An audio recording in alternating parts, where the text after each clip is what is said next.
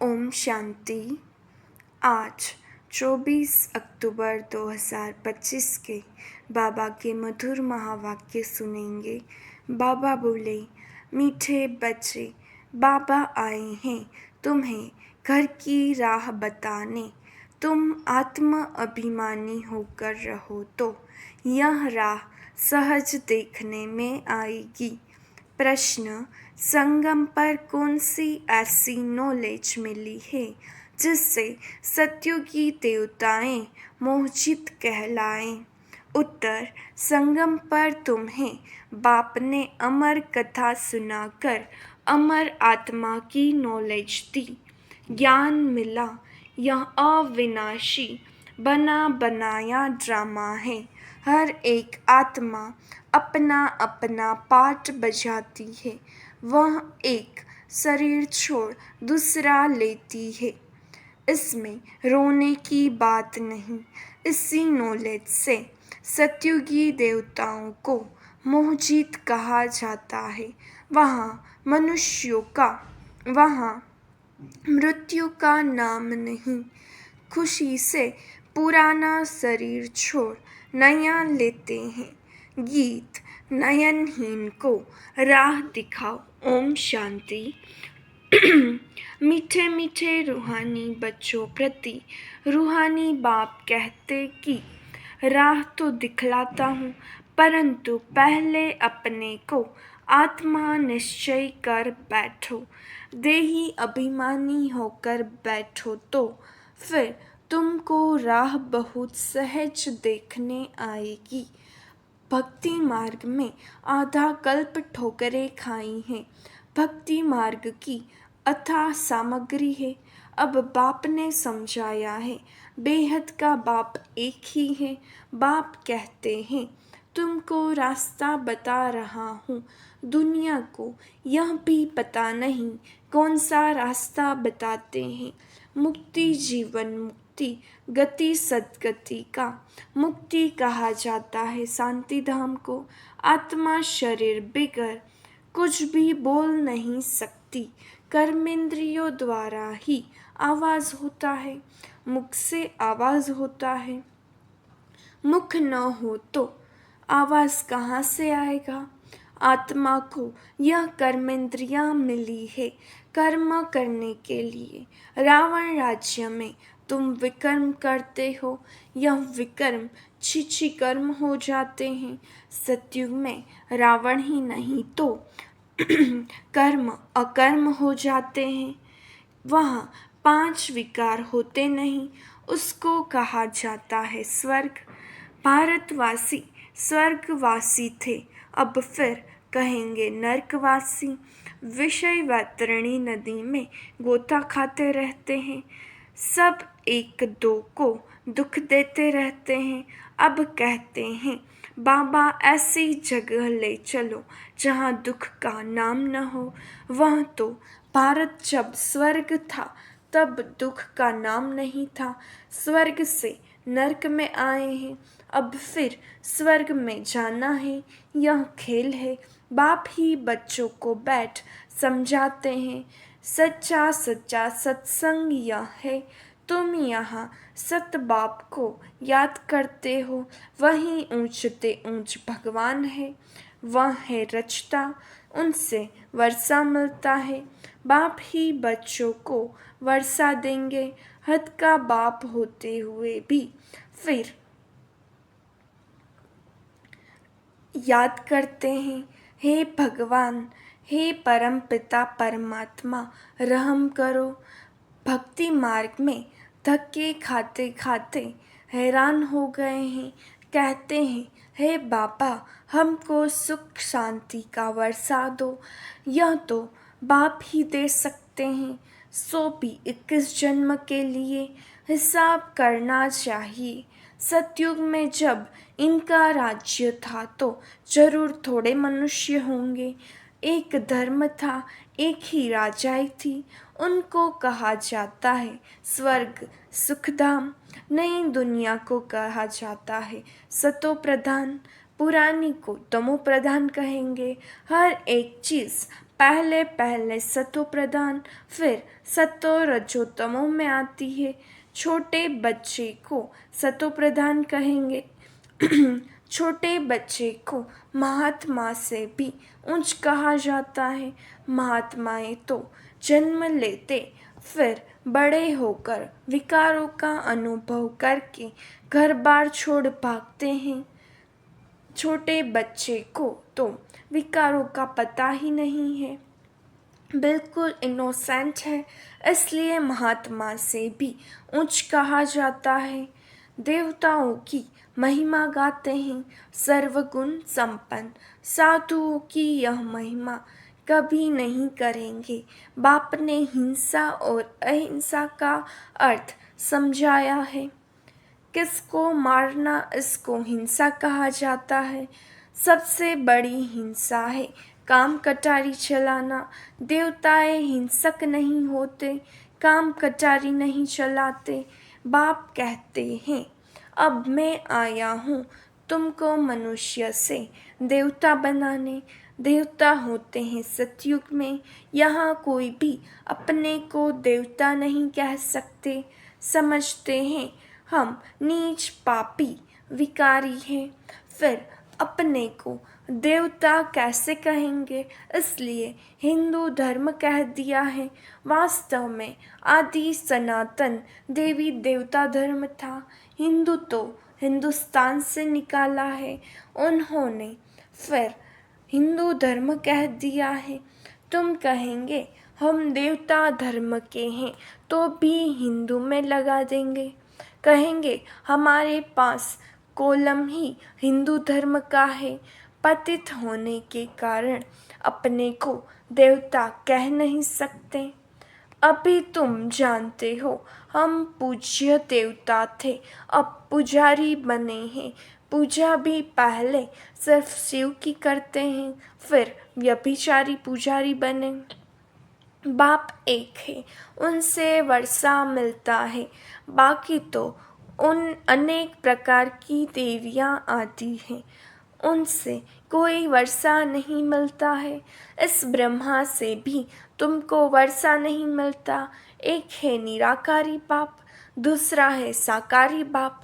साकारी बाप होते हुए भी हे भगवान, हे परम पिता कहते रहते हैं।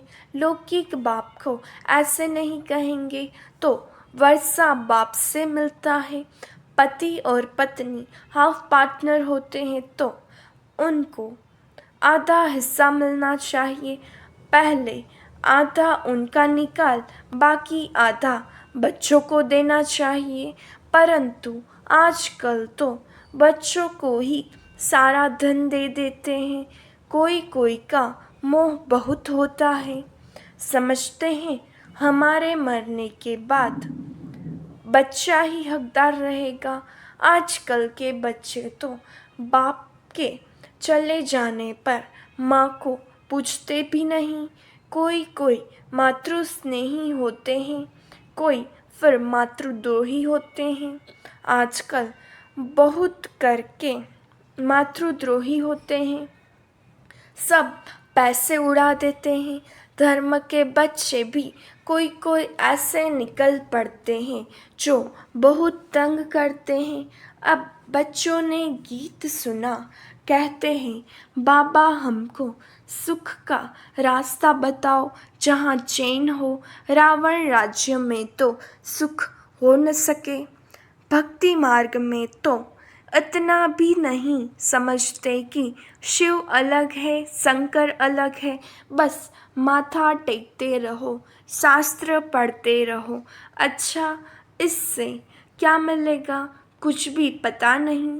सर्व के लिए शांति और सुख का दाता तो एक ही बाप है।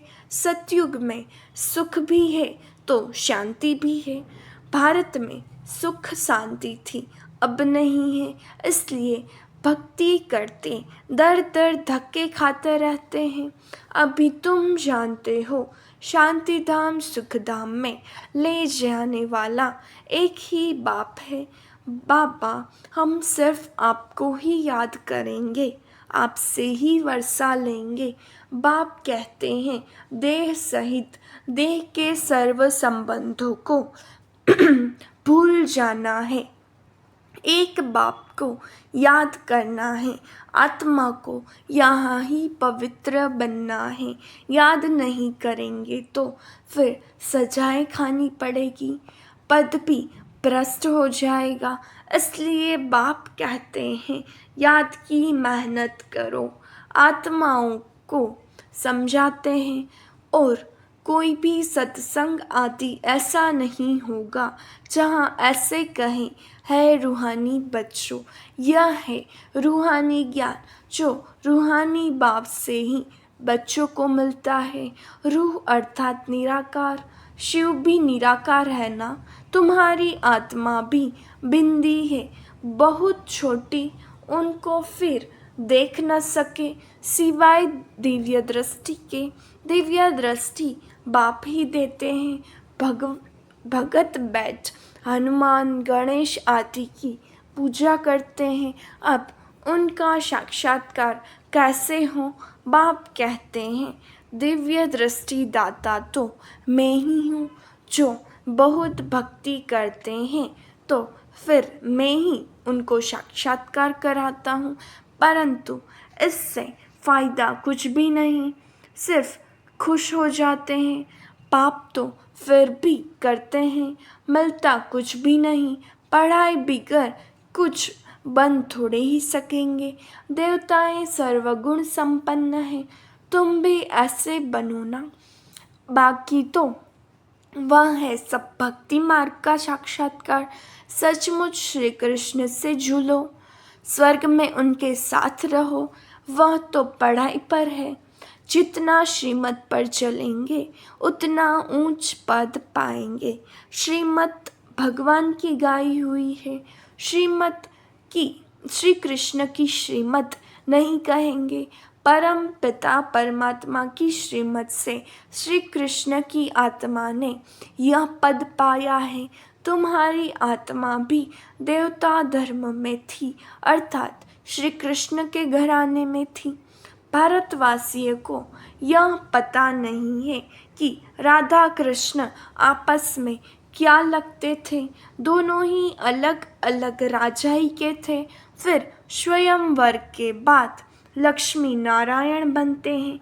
यह सब बातें बाप ही आकर समझाते हैं। अब तुम पढ़ते ही हो स्वर्ग का प्रिंस प्रिंसेस बनने के लिए।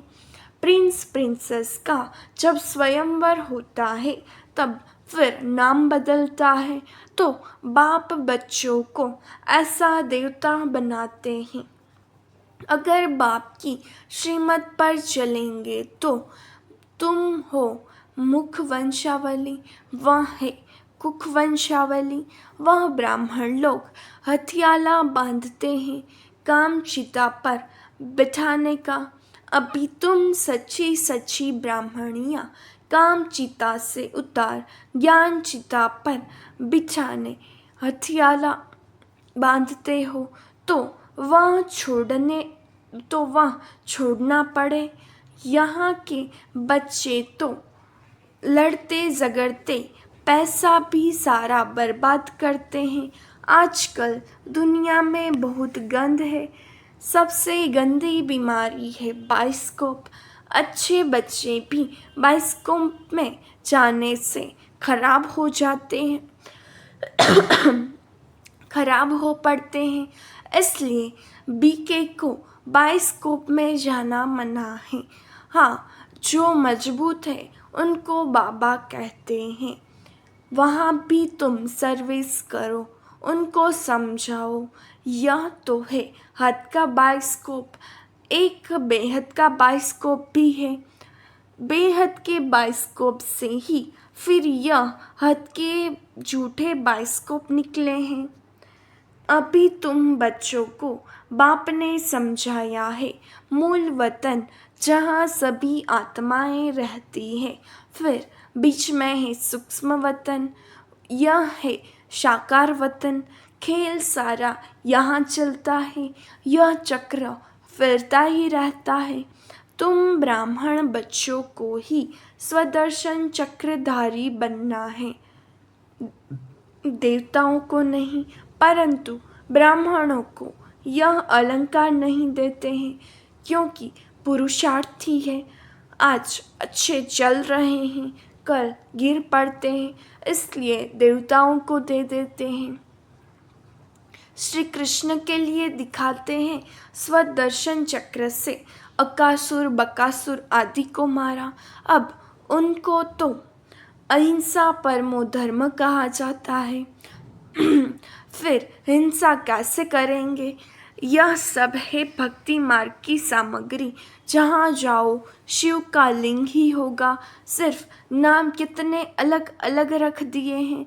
मिट्टी की देवियाँ कितनी बनाते हैं, श्रृंगार करते हैं, हजारों रुपया खर्च करते हैं उत्पत्ति की। फिर पूजा करेंगे, पालना कर फिर जाए डुबोते हैं। कितना खर्चा करते हैं गुडियों की पूजा में, मेला तो कुछ भी नहीं। बाप समझाते हैं यह सब पैसे बर्बाद करने की भक्ति है। सीढ़ी उतरते ही आए हैं, बाप आते हैं तो सबकी चढ़ती कला होती है। सबको शांति धाम सुख धाम में ले जाते हैं। पैसे बर्बाद करने की बात नहीं। फिर भक्ति मार्ग में तुम पैसे बर्बाद करते करते इंसॉल्वेंट बन गए हो। सॉल्वेंट इंसॉल्वेंट बनने की कथा बाप बैठ समझाते हैं। तुम इन लक्ष्मी नारायण की डिनाइस्टी के थे ना। अब तुमको नर से नारायण बनने की शिक्षा बाप देते हैं। वो लोग तीजरी की कथा अमर कथा सुनाते हैं। है सब झूठ। तीजरी की कथा तो यह है जिससे आत्मा का ज्ञान का तीसरा नेत्र खुलता है। सारा चक्र बुद्धि में आ जाता है। तुमको ज्ञान का तीसरा नेत्र मिल रहा है। अमर कथा भी सुन रहे हो। अमर बाबा तुमको कथा सुना रहे हैं, अमरपुरी का मालिक बनाते हैं। वहाँ तुम कभी मृत्यु को नहीं पाते। यहाँ तो काल का मनुष्यों को कितना डर रहता है। वहाँ डरने की रोने की बात नहीं। खुशी से पुराना शरीर छोड़ नया ले लेते हैं। यहाँ कितना मनुष्य रोते हैं। यह है ही रोने की दुनिया। बाप कहते हैं यह तो बना बनाया ड्रामा है। हर एक अपना अपना पार्ट बजाते रहते हैं। यह देवताएं मोहित है ना। यहाँ तो दुनिया में अनेक गुरु है जिनकी अनेक मतें मिलती हैं। हर एक की मत अपनी। हर एक संतोषी देवी भी है जिसकी पूजा होती है। अब संतोषी देवियाँ तो सतयुग में हो सकती हैं, यहाँ कैसे हो सकती? सतयुग में देवताएं सदैव संतुष्ट होते हैं। यहाँ तो कुछ न कुछ आस रहती है, वहाँ कोई आस नहीं होती। बाप सबको संतुष्ट कर देते हैं। तुम पदम पति बन जाते हो। कोई अप्राप्त वस्तु नहीं रहती। जिसकी प्राप्ति की चिंता हो वहाँ चिंता होती ही नहीं। बाप कहते हैं सर्व का सद्गति दाता तो मैं ही हूँ। तुम बच्चों को 21 जन्म के लिए खुशी ही खुशी देते हैं। ऐसे बाप को याद भी करना चाहिए। याद से ही तुम्हारे पाप भस्म होंगे और तुम सतो प्रधान बन जाएंगे। यह समझने की बातें हैं। जितना औरों को जास्ती समझाएंगे उतना प्रजा बनती जाएगी और ऊंच पद पाएंगे। यहाँ कोई साधु आदि की कथा नहीं है। भगवान बैठ इनके मुख द्वारा समझाते हैं। अभी तुम संतुष्ट देवी देवता बन रहे हो। अभी तुमको व्रत भी रखना चाहिए, सदैव पवित्र रहने का, क्योंकि पावन दुनिया में जाना है तो पतित नहीं बनना है। बाप ने यह व्रत सिखाया है। मनुष्यों ने फिर अनेक प्रकार के व्रत बनाए हैं। अच्छा, मीठे मीठे सिखिलते बच्चों प्रति माता पिता बाप दादा का याद प्यार और गुड मॉर्निंग। रूहानी बाप की रूहानी बच्चों को नमस्ते। हम रूहानी बच्चों की रूहानी बाप दादा को याद प्यार नमस्ते, गुड मॉर्निंग, ओम शांति। शुक्रिया बाबा, शुक्रिया। धारणा के लिए मुख्य सार। पहली पॉइंट, एक बाप की मत पर चल, सदा संतुष्ट रह, संतोषी देवी बनना है। यहाँ कोई भी आश नहीं रखनी है। बाप से सर्व प्राप्तियां कर पदम पति बनना है। दूसरी पॉइंट, सबसे गंदा बनाने वाला बाइस्कोप सिनेमा है। तुम्हें बाइस्कोप देखने की मना है। तुम बहादुर हो तो हद और बेहद के बाइस्कोप का राज समझ दूसरों को समझाओ, सर्विस करो। वरदान, पुरुषार्थ और सेवा में विधि पूर्वक वृद्धि को प्राप्त करने वाले तीव्र पुरुषार्थी भव।